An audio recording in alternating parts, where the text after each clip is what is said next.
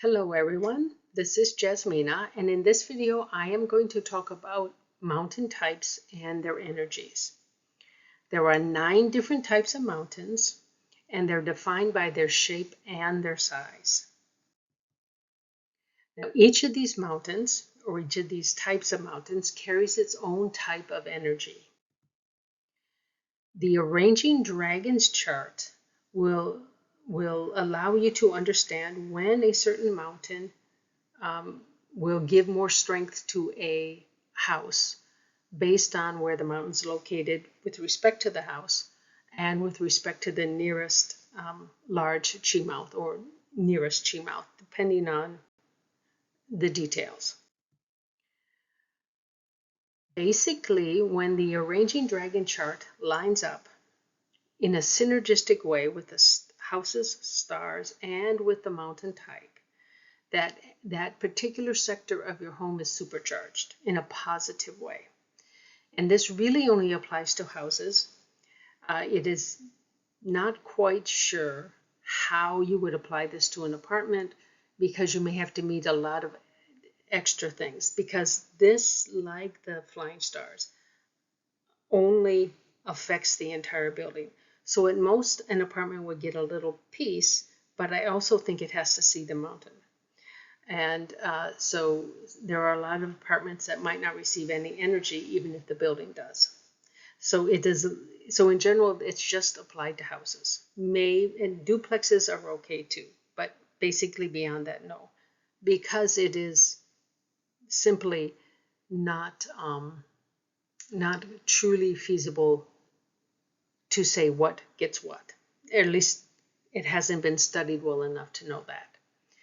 Now, the interesting thing is this dragon, this mountain, can violate the direct spirit location.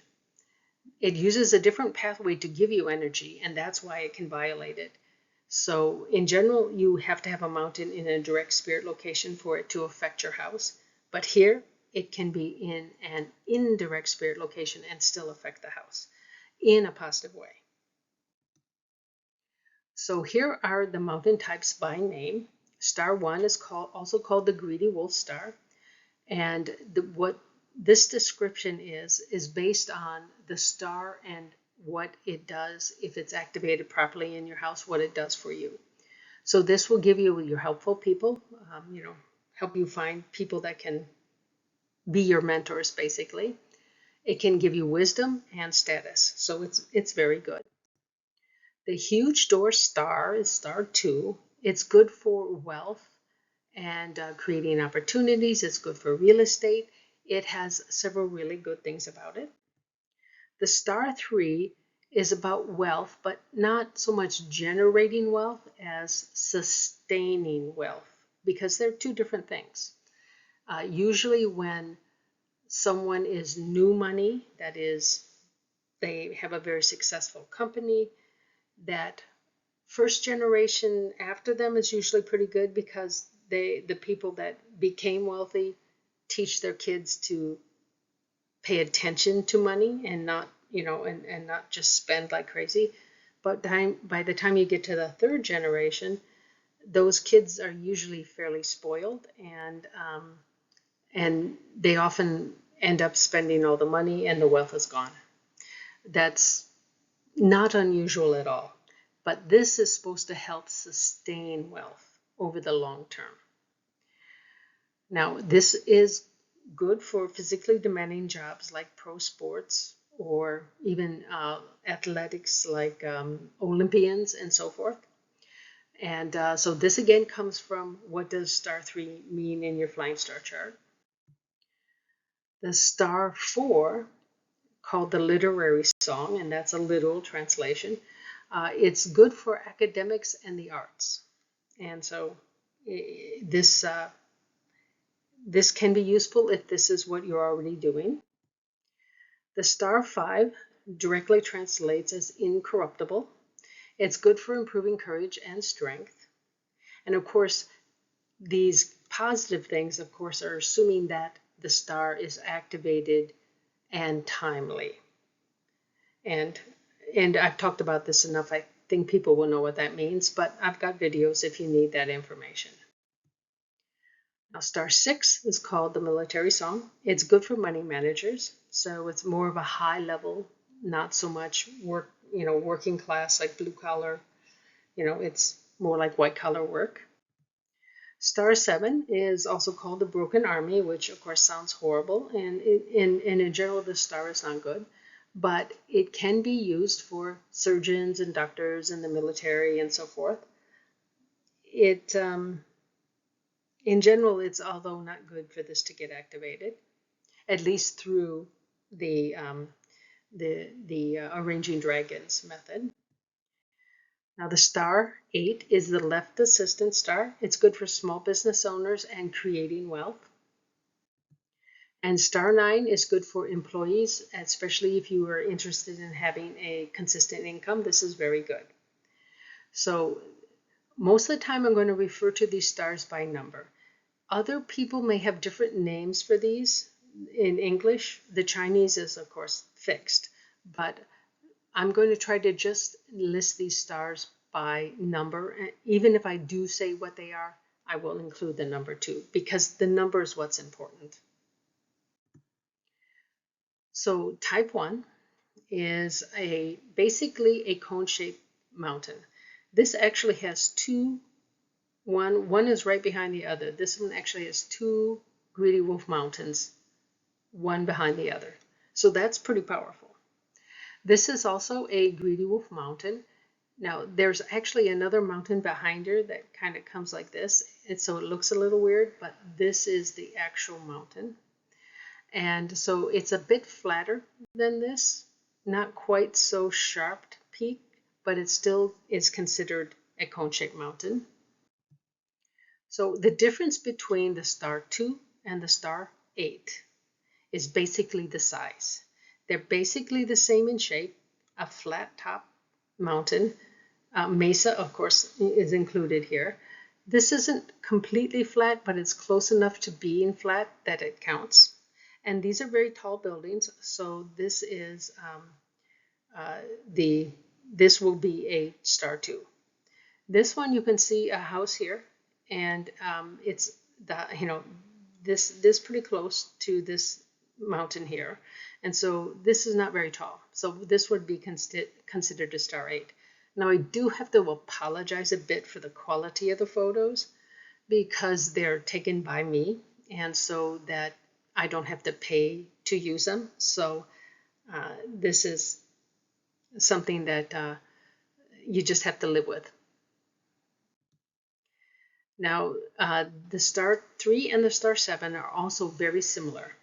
The difference is you want to look at the ravines, and in this case, we often use this when there's enough variation that we really don't know what to call an individual mountain because it's kind of rough. And I mean, this one looks pretty rounded, but the rest of them are kind of weird shaped. And so you would say, okay, you ignore the top, you look at the bottom. They call these the feet. If the ravines go up less than halfway, then it's a star 3, which I'm calling this one a star 3. It looks like the ravines only go up to about here. It is hard to tell because of all the trees. This is like borderline star 3, but we can see that actually this mountain has collapsed. That is, this part of the mountain has fallen down, and so it has very little in the way of ravines in this portion. But looks like there's one here, so I'm calling this a star 3. I don't know how accurate that is, but it's close enough. Now this one is a star 7. It's a little hard to see because this is foggy, but there's a ravine that goes all the way up to about here. So this is the top of the mountain. Now it also happens to have probably a star 8 right here. It's quite tilted, but it's still flat, relatively speaking. It's not a great star 8, but it could be a star 8. Now, to know exactly what this actually is, we'd have to see exactly where its base is. If it's, if the base starts down here, it's actually a star 2. But if it starts here, it's probably a star 8 because this is relatively small. It's really hard to tell from this photo if it's a 2 or an 8. Now the star 4 basically has to be a mountain range. Maybe 2 or 3 mountains can do it, but it's usually a mountain range. And the idea is, well, ignoring this guy, which could almost be a very flat star 1, you've got a bunch of little hills that have rounded tops. These guys are not so great, but there's another rounded one. So this looks like waves on an ocean. So that is indeed what it's supposed to represent. And that is just called the literary song, at least when you interpret it directly. And it's a star 4. And so this is a range almost always. And so this has its own, let's say, downside to the fact that it is a range, which you will understand better when we're looking at the video about the arranging dragons method, which will come after this one. So this is an image of a star 5, which is translated directly as incorruptible. And basically what you see here is tilted, jagged peaks, nothing growing on them because they're basically bare rock. And this is what you're looking for. Now these are fairly rare near cities because they usually are at the peaks of some very large mountain ranges. So it makes it kind of hard to be next to a city, but they do exist. Now the star 6 and star 9 are very similar. One is just bigger than the other. The star 6 is usually a bigger mountain than the star 9. Now this mountain is certainly for some people a star 6 because this is several thousand feet higher than the surrounding valley. So the closer you are to this, the clearer that this is a star 6. At this distance, it may be a star 6, it may be a star 9. It's a little hard to tell because it's not, I mean, strictly speaking, the houses are here. It's not terribly high compared to the surrounding houses. So I'm not 100% certain about this, but they're both positive stars, so generally you don't have to worry about it. Now, if you have a mountain range, you can actually have several different types of mountains within that range. And even if this just is one huge peak, which it isn't quite, but you can have several pieces of that mountain have different shapes. So this is a kind of small, weak star 1, and this one is even smaller. This is a star 6, which it's a bit hard to see, but here are the tops of tall buildings, so we know that this is most likely a star 6 because these are down in the valley, so it's pretty steep. And then this is a star 2 because of the flat top here. Even though it's a little bit unclear exactly how this actually looks. Again, these are all foggy pictures because this place is often foggy, but that would be considered a star 2. Now here we have star 9, this tiny, it's really kind of tiny, small little hump in comparison to the rest of the mountains.